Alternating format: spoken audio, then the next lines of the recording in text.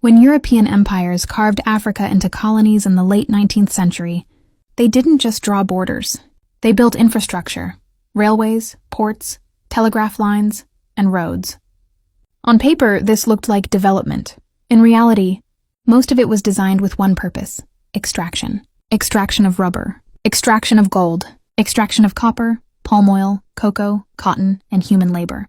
The pattern was remarkably consistent across the continent. Railways did not connect African cities to each other in integrated national networks. Instead, they ran like pipelines, from the interior straight to the coast. A mine in the hinterland would be linked to a port. A plantation region would be connected to a harbor.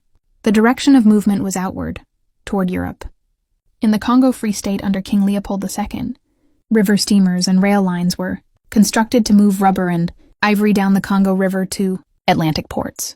In southern Africa, British-controlled territories built railways to move gold and diamonds to the sea. In French West Africa, peanut and cotton zones were tied directly to coastal export hubs.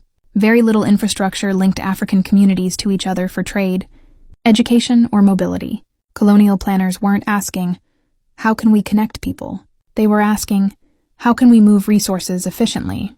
Ports were expanded, modernized, and fortified, not to stimulate local economies but to speed up exports.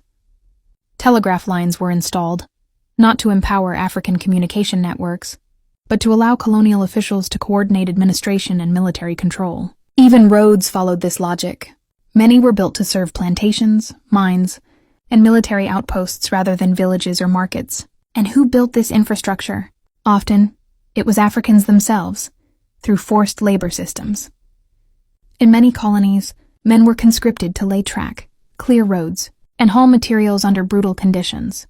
The infrastructure that symbolized progress in colonial reports was frequently constructed through coercion. There's a deeper consequence here. Because railways and roads were designed for extraction, post-independence, African states inherited economies structured around exporting raw materials rather than developing diversified internal markets. Take a country with one major railway from a copper mine to a coastal port. After independence, that railway still exists, but it doesn't connect farmers to urban markets.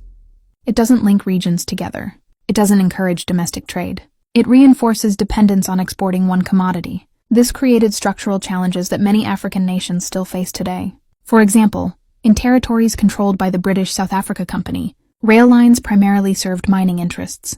In areas governed by France, colonial policy emphasized mise en valeur, the economic exploitation of colonies for the benefit of the metropole. Infrastructure investment followed profit, not public need. Urban planning followed the same pattern.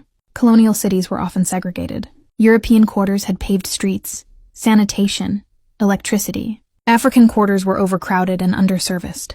The infrastructure reflected a hierarchy of power. Hospitals, schools, and water systems were limited and unevenly distributed. Education systems were designed to produce clerks and laborers, not engineers or industrial leaders. This wasn't accidental. Colonial economies were not meant to compete with Europe.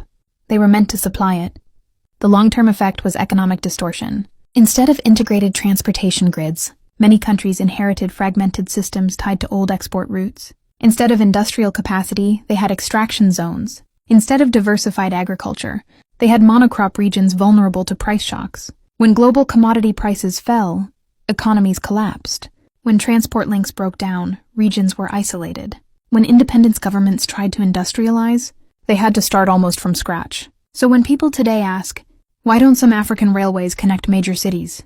Or, why are some economies still dependent on a few exports? The answer often lies in this colonial blueprint. Infrastructure was never neutral. It carried the logic of empire embedded in steel rails and river steamers. It was built to move wealth out, not to build societies within. And that design shaped the economic landscape of modern Africa long after the flags changed and independence was declared. In the next episode, we'll explore how newly independent African leaders tried to reshape these inherited systems and the enormous obstacles they faced in doing so.